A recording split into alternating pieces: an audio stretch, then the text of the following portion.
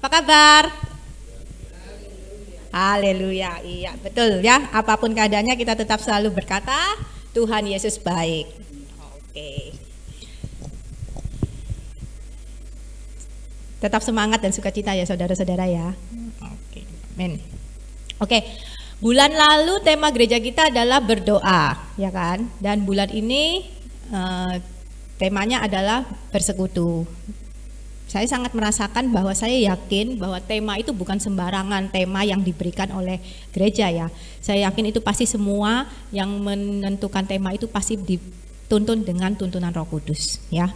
Pasti itu. Karena saya begitu merasakan dari setiap firman-firman dan apa yang terjadi dengan saat ini itu saya sungguh-sungguh sangat bisa merasakan bahwa tuntunan Tuhan itu benar-benar membawa kita setapak demi setapak sesuai dengan tuntunan Tuhan gitu ya. Nah, kalau bulan lalu kita belajar tentang berdoa ya, kenapa sih kita tuh harus berdoa, ya kan? Ya, berdoa itu ngapain sih? Nah, sebenarnya kita tidak perlu bertanya ya, kenapa kita harus berdoa ya? Karena berdoa itu sebenarnya sama seperti kita bernafas. Nah, ada yang perlu bertanya tak kenapa kita harus bernafas? Gak perlu bertanya ya kenapa kita harus bernafas ya, coba aja tahan nafas 1 menit. Nah, ya toh? Jadi gak perlu ya kita harus bertanya kenapa harus bernafas. Begitu pula kita orang Kristen ya, kenapa kita harus berdoa. Nah, itu sama.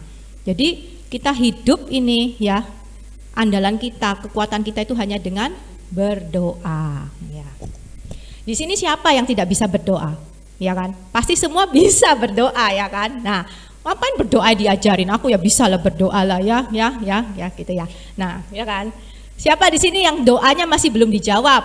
Nah, ada kan pasti ya doa-doa yang belum dijawab ya. Nah, itu kenapa ya belum dijawab ya? Salah tak doanya? Ya, nggak ada yang tahu ya. Nah, ya tapi tenanglah saudara ya. Kita tetap setia sama panggilan kita terhadap Tuhan ya, kita tetap setia, kita tetap percaya bahwa Tuhan pasti menolong kita ya. Mungkin belum waktunya saja, hanya menunggu waktu Tuhan, kapan waktunya Tuhan pasti tidak akan pernah terlambat. Nah, tapi ya kan, selain kita menunggu kita juga introspeksi diri dong. Kenapa doa kita sampai sekarang ini belum dijawab, ya kan? Ya kan? Nah, mungkin loh ya, mungkin doa kita selama ini cuman doa yang sekedar doa ya. Contohnya bangun tidur kita berdoa, makan kita berdoa, kita pergi kita berdoa, cuman sebatas itu ya. Tuhan Yesus, aku mau pergi, tolong sertai aku, amin gitu ya. Doa-doa kita cuman mungkin seperti itu ya. Atau mungkin doa kita hanya sekedar isinya permintaan saja ya, sekedar permintaan. Loh, emang nggak boleh kita minta-minta di dalam berdoa? Boleh, sangat boleh. Justru ada apa-apa kita larinya harus ke Tuhan dulu yang pertama, jangan ke manusia ya. Nah, cuma mungkin ya doa kita itu cuma satu arah ya. Maksudnya satu arah gimana? Ya kita cuma berdoa saja ya. Kita cuma berdoa ibarat kayak gini loh. Saya mau telepon Pastor Gary gitu ya misalnya. Pak, aku beli no es krim ya wes yo, jebret. Ya seperti itu mungkin. Loh, maksudnya jadi Pastor Gary kan nggak tahu kamu tuh mau es krim apa, merek apa, rasa apa. Nah, ya kayak gitu loh. Mungkin doa kita seperti itu.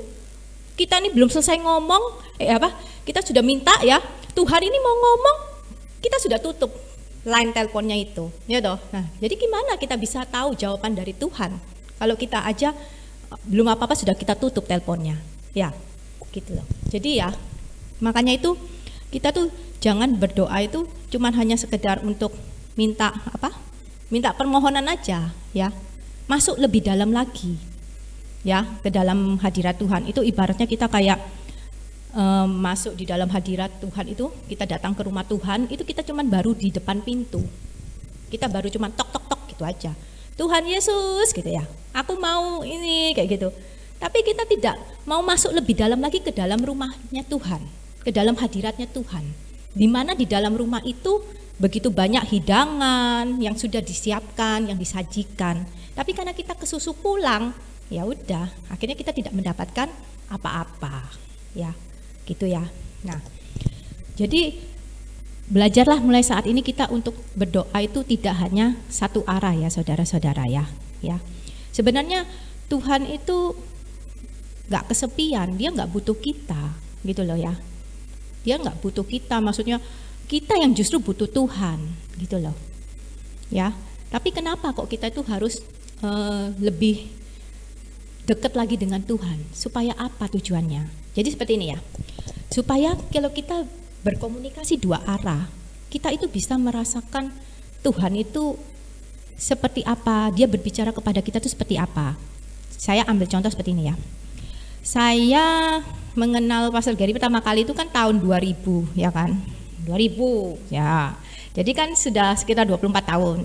Terus waktu sebelum menikah tuh ya memutuskan untuk menikah, saya tahu orangnya dia itu ya baik, perhatian, cemburuan, nah kayak gitu toh. Nah ya nggak apa-apa sih ya kan, ya nggak apa-apa ya, kita tetap memutuskan untuk menikah ya kan. Nah tapi menikah itu juga jackpot sebenarnya, bukan kayak judi gitu, maksudnya kayak judi ya kan, bisa lebih baik atau nggak ada yang tahu ya kan gitu loh. Tapi semua kalau di dalam Tuhan pasti aman lah ya nggak.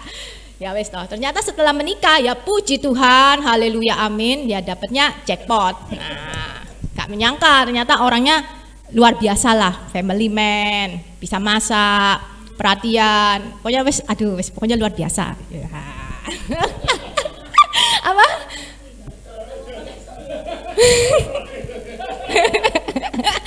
Pokoknya waduh sempurna banget sih Tuhan. Pokoknya yang ngeliat dia tuh selalu terima kasih Tuhan, bersyukur kayak gitu ya tau. Gitu. Nah tapi yang lebih saya nangkep tuh gini ya, chemistry seorang suami istri, nggak tahu ya sudah pernah dialami semua apa tidak, saya nggak tahu ya. Cuma saya itu seperti ini, kalau di mobil gitu ya, padahal dia kan duduk di depan, saya duduk di belakang ya, kita tidak tahu, kita nggak lihat-lihatan kan, nah ya kan. Tapi kalau misalnya melewati sesuatu hal atau ada kejadian apa, aku ngomong apa gitu, dia langsung, loh aku ya barusan mau ngomong kayak gitu loh. Atau aku barusan dalam hati apa gitu, dia langsung jawab apa yang aku tanya, padahal itu di dalam hatiku. Nah kayak gitu, jadi maksudnya kayak connect banget gitu loh, kayak telepati kayak gitu loh. Nah itu loh. So sweet ya. Jadi kayak tadi malam misalnya, tuh beberapa hari yang lalu dia kan pengen belajar kursus masak kayak gitu. Terus gitu, yang dia cari cuma 2 yang terkenal aja. Terus aku bilang coba cari lagi, zaman sekarang kan pasti banyak, nggak cuma 2 tempat itu aja. Kamu ambil HP-mu tuh loh kayak gitu, no. Ngomong kursus masak gitu kan. Nanti kan lama-lama kan keluar di HP itu pasti, di macam-macam kan. Ya wes. Ternyata benar, tadi malam jam 11 malam itu dia pegang-pegang HP. Oh iya bener ya keluar HP. Apa jari aku? Apa yo jari gede. Oh ya kursus masak ya. Iya jari. Ya udah maksudnya saling connect gitu loh, tahu gitu loh, maksudnya Mas Yo cuman lihat gini aja, oh sudah tahu dia, aku tahu dia ngomong apa atau sebaliknya kayak gitu kan. Nah itu loh, jadi begitu pula hubungan kita dengan Tuhan ya. Kalau kita semakin akrab, dekat dengan Tuhan, nah itu loh kita tuh bisa mengerti apa maunya Tuhan gitu loh ya. Jadi makanya kalau kita berdoa itu ya jangan cuma Tuhan Yesus blablabla, amin gitu, jangan. Itu cuman baru di depannya aja, kita belum masuk ke dalam hadirat Tuhan lebih dalam lagi. Memang daging ini kadang ya rasanya kayak baru doa 5 menit, aduh Tuhan besok makan apa ya, kayak gitu. Aduh aku sudah belum ya. Pokoknya pikirannya itu memang di 5 menit 10 menit pertama itu kayak pikiran itu kayak gak bisa kita konsen. Tapi kita belajar ya, kalahkan daging ya, untuk kita berdoa itu lebih masuk lagi ke dalam alam Tuhan, alam roh ya, yang seperti Kobeni bilang kapanan ya, hidup di dua alam roh ya. Itu memang benar. Jadi kalau kita sudah masuk ke dalam alam Tuhan, rasakan hadirat Tuhan, itu wah, tiba-tiba aja Tuhan itu bisa kayak berbicara, walaupun memang dia tidak berbicara langsung suara kita ya, tapi akhirnya ada hikmat Tuhan yang akhirnya Tuhan berikan kepada kita gitu ya. Nah tapi kenapa kita ini perlu hikmat Tuhan? Buat apa? Ya, hikmat Tuhan itu buat apa gitu loh. Loh, hikmat Tuhan itu sangat penting sekali. Karena kita ini di dalam menjalankan hidup, bangun mata aja, begitu banyak keputusan-keputusan yang harus kita ambil, walaupun keputusan-keputusan yang nggak penting. Ya, bangun mata. Gitu ya.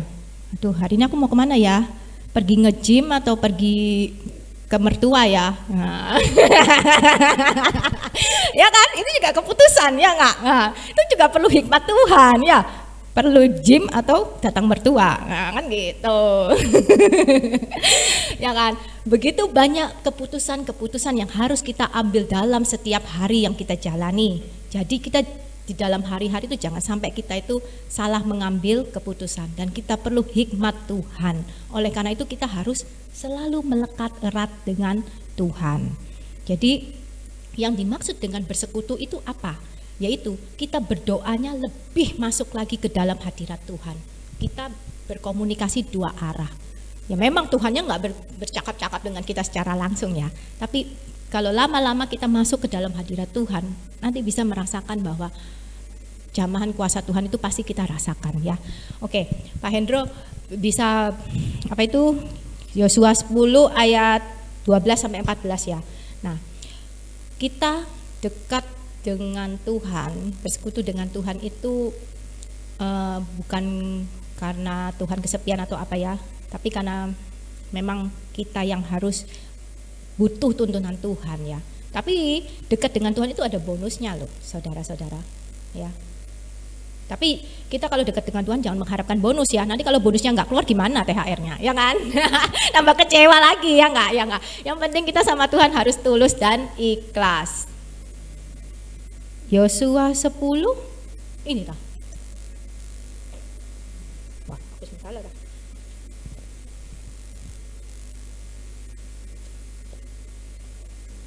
Benar dah ini.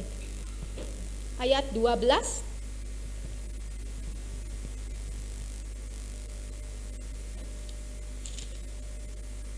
Nah, ini ya.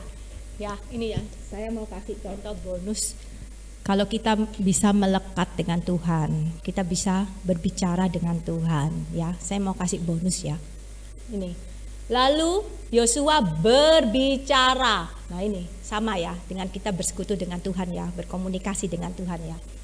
Lalu Yosua berbicara kepada Tuhan pada hari Tuhan menyerahkan orang Amori itu kepada orang Israel.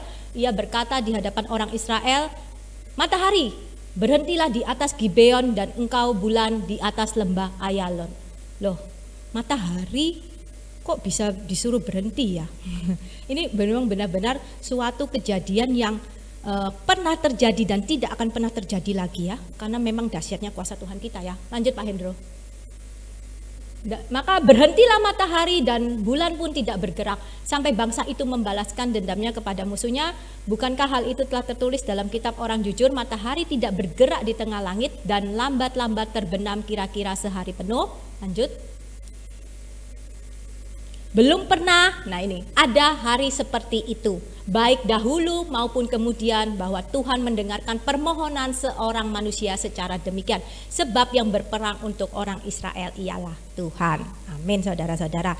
Nah itu saudara ya, jadi mulai saat ini, malam hari ini ya, kita yang mulai banyak pergumulan, banyak tekanan atau apapun, sesuatu yang gak bisa, Tuhan pasti jadikan bisa. Ya memang kita gak mungkin lagi kan meminta kepada Tuhan untuk supaya matahari berhenti ya, itu cukup Yosua saja yang meminta ya, jangan kita ya. Cuman nanti ada sesuatu di hidup kita yang memang sesuatu yang tidak bisa, sesuatu yang mustahil, itu pasti akan terjadi di hidup kita dan mungkin suatu saat juga tidak akan pernah terjadi lagi. Dan itu pun Tuhan berikan kepada orang-orang yang memiliki hubungan yang istimewa dengan Tuhan. Ya saudara-saudara ya, mulai saat ini marilah kita benar-benar sungguh-sungguh mencari Tuhan, mempunyai hubungan yang istimewa, melekat erat dengan Tuhan ya. Demikian firman Tuhan malam hari ini. Selamat malam, Tuhan Yesus memberkati.